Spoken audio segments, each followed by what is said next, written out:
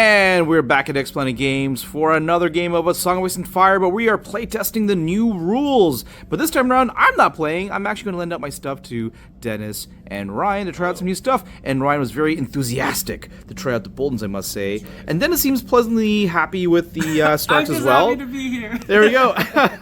So we were playing a Game of Thrones, and I kind of just gave them a quick rundown of the tactics board and the mission. I said, just pick an army that you want to try out, pick some cool units. They did do a lot of reading because gamers are gamers. And let's take a look at the forces. So on the Stark side, we've got Robb Stark in Tully Shields. We've got some Tully Cav with the Moontotal Guardian. We've got Grey Wind. We've got Stark Archers and a Cranog Men Warden, and we've got Outriders with another Winterfell Guardian as well. Those are 3 points of attachments. On the Bolton side, we've got Commander Roose Bolton in Blackguard with Grunt, the Bastard's Boy. That's 1 point. We've got Attachment Ramsay, which is... Oh, you know what? My math didn't math. I think you got 1 point. Extra. Oh no, you're 1 point good. You're good. You're good. Yeah, so because you were at 39 points, right? Yes. That's right. So we're good for attachments because he's 2, and then Skinner is 1. He's got 4 points of attachments, but he's 1 point under overall in Bastard Girls. We've got Naked Flayed Men, and we've got Naked Zorus Riders. Interestingly, on water, but they are his own unit, which he wanted to use. So we are playing Game of Thrones. Come on. We rolled on the battlefield terrain, because it has 5 pieces, which is, I think, what Mike Schnell intends on the new edition. And we have rolled up War-Torn Settlement. We have 2 little walls, which are Fortified and Cover. Cover is if you touch it, you get +1 to your saving and shooting.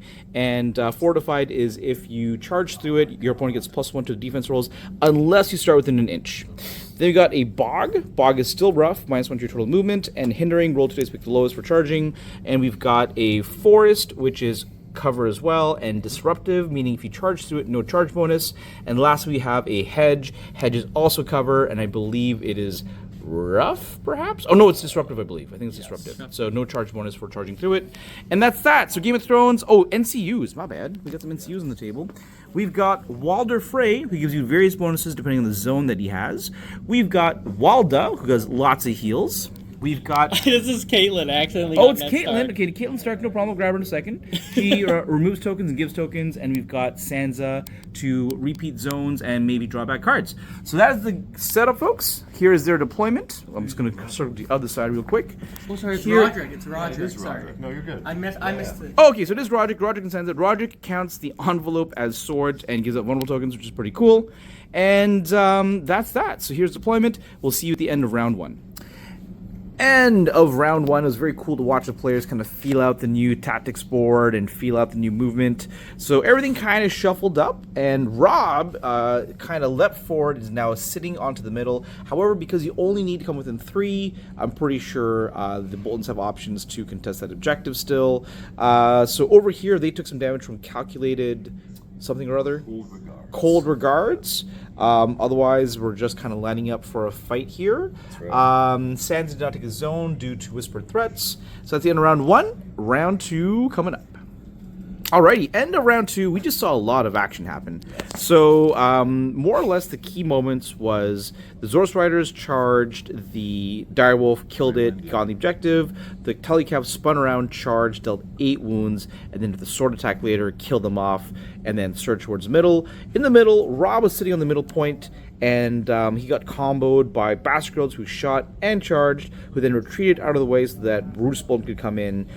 Panic Test later, unfortunately, popped the unit as well, so they are also dead. So scoring-wise, over here, sorry, they charged in, did 5 wounds, I believe, and took a little bit of damage back as well, and then their shooting depleted the Bastard Girls. So overall, for kills, it is, I believe, 2-1. I have 2 kills, and then I get 1 point. And then he gets 1 point for this, so it's 3. 1 for this. And then This is tied. This is tied, so it's going to be 3-2 for the Boltons right now. And because the shop's closing soon, we probably have time for 1 more round, and we'll call it and get some final thoughts. See you soon. All right, so it is the end of 3. We're going to call it here because the shop's got to close. So what happened in a nutshell? Boltons went first. Bullets Baskervilles activated and shot and charged the archers, brought them down to 1. A panic test later finished them off.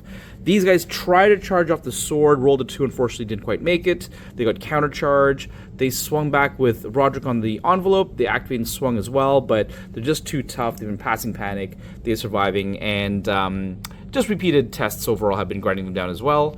Over here, they swung, and with our blades are sharp, he rolled 4 6s on the precision, and then because he turned off the attachment with Walder, they also crit failed panic and also died too. So it doesn't really matter about the results, though. We're more concerned about just like how the game felt. How's it the same? How's it different? Does it feel better? Does it feel worse? So we'll come back with some quick thoughts in a moment. Both had 2 cavalry units. Oh, we're just jumping into discussion.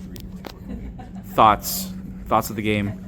So you were just saying that The game is rushes you into combat a lot faster, which I don't like. I think that there should be more posturing. The movement should matter more than the actual fighting. Yeah, fair. I think, we just have a sample size of 1. Yeah, we have 1 game. So I'm not super concerned about that. Overall, I do really like the changes. I'm not sure how I feel about the no penalty debuff, whatever, for rolling a 1 on a charge. It promotes violence. It's It promotes violence, guys. Is that a bad thing? Is it a bad thing? I don't know. I just don't think. I think the logic of you shouldn't be punished for playing the game is a little bit flawed, because that is rolling a 1 on a charge means you're rolling a very short charge, and the charge system as it exists, with it's a d6 plus your move, incentivizes you to get as close as possible before attempting a charge.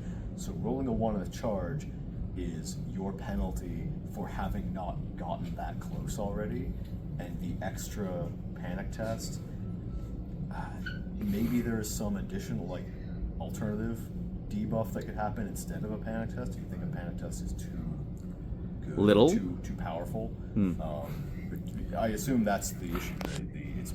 It's considered too much of a punishment for failing a charge. I'm trying to find an alternate word for punishment, but that's kind of what it is. Overall, I like the tactic zone. The new tactic zone is very cool. I'm very interested to see what the potential non-Stark and Bolton house cards could be, but that was very cool. I really like the I liked how each NCU had different abilities on each zone. Yeah. That matters a lot. yes, and the UI, just the general it's a lot better. readability is very cool with the icons for each zone. Yeah. What does what where, and the influence of claim in bold is very readable. I like how you're not incentivized to necessarily take the maximum amount of NCUs all the time. Right. Council units. I also think the but, units have too many abilities on them. I think that You makes do stack a future lot. balancing really difficult. You are seemingly, at least in the army I was playing, which is I think maybe a bit of an outlier because I had 3 attachments on 1 unit. There is a lot of stuff stacking. Right. Yeah. I don't think that's necessarily a huge deal if you keep them all simple or something like that. I think you'll just get used to that. I think we both just learned a new army. So Yeah. Sure. Yeah. Ultimately, I don't think I'd be prepared to be worried about that at a later date, but not right now.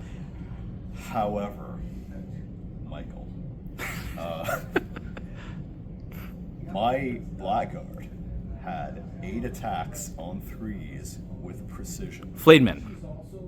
Blackguard. And Blackguard. 8 attacks? Yeah. Don't they have 7? They have 8? They have 7. Okay. But they both have Whatever. precision, which is nuts. Sorry. Okay. Let's just say Flademan then, but this Yeah. has happened with Blackguard.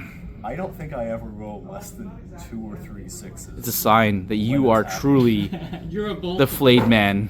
So here's the thing: if you're giving 7 or 8 attacks to a unit and giving it precision, spiking is a thing. You can, if you roll very high, it doesn't matter what you roll the hit roll as. You're giving potential to output a ton of damage, and this is on a unit that's already pretty tanky, so They shouldn't be doing it's- damage like that. it's pushing the the power weight, if you want to, use a game design term, in multiple directions. Right. And that can be very concerning for balance, especially for cavalry. I have the Champions of the Stag in mind that just got teased right now, but I think my units were a smidge too powerful. That's my. 'Cause it honestly usually starts give me a lot of trouble, but no offense to my opponents because it wasn't anything to do with you, but I steamrolled this army. You barely slowed me down. It wasn't anything to do with you. Yeah. Like your play was fine. You just you rolled a little low on one or two things, but for the most part, I just tanked what you did and hit you back. Yeah. Really, The healing really hard. was a bit out of hand. I don't know. I'm not sure about that. I'll have to think about that. I think that the attack abilities of some units, the damage output potential, needs to be Toned down. assessed. Yeah, fair enough. Which I understand these are all, playtest things, and it can change. That's my off-the-cuff assessment. Yeah. Some units are putting out a tiny bit too much damage. Yeah, the last thing I want to say before we wrap up is the terrain-wise. We also talked about how some terrain just didn't really matter. For example, Yes. the bog, right? So from a distance, the bog matters, but up close, the bog does nothing, right? Because you don't care about rolling like a 1. Losing hindering as it currently is in the main game.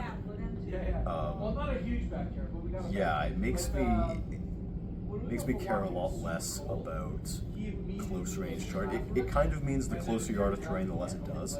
And it worked on the low wall as well, right? The low wall, I think every single time you guys started on the low wall, charged off the low wall, and that meant that you were within an inch of the low wall, so the opponent didn't suffer a penalty for you charging through it. That felt kind of weird too. When I had the blackguards right here and they were sitting on the wall, I had put them there with the assumption that Rob would charge me. Right. But then I just ended up charging off the wall. Right. And it kind of did nothing. Yeah. It makes a degree of sense that if I'm charging off the wall, I probably shouldn't be hindering myself. Right. But it should maybe still do something. I don't know. The wall thing didn't bug me as much as the bog thing. Yeah, the bog. Charging through a bog at any range should do something. Yeah, I agree. And it just felt free. And you don't have to even roll dice because there's no disorderly anymore. Yeah, that's the thing. No hindering, no disorderly. It's a little too simple to get maximum output from your units. Yeah, because that's a part of the game now is the hindering, is actually quite prominent between bogs and corpse walls and that kind of stuff, right? Yeah. So you literally will position your unit such that your opponent has to end on top of it, and now that doesn't really do much. Your opponent will get all the dice, re-rolling all the time. Yeah, not a big penalty. Anyway, I think that's initial thoughts. We'll chat more and hopefully we'll return some feedback. Overall, Thank you. I like it though. Everything I didn't mention is great. Yeah. And it was a good game. That's good. Feels good. That's good. That's good feedback, and we will play some more for sure. So it's the 24th. Merry Christmas all, and we will see you all soon. Bye-bye. Bye-bye.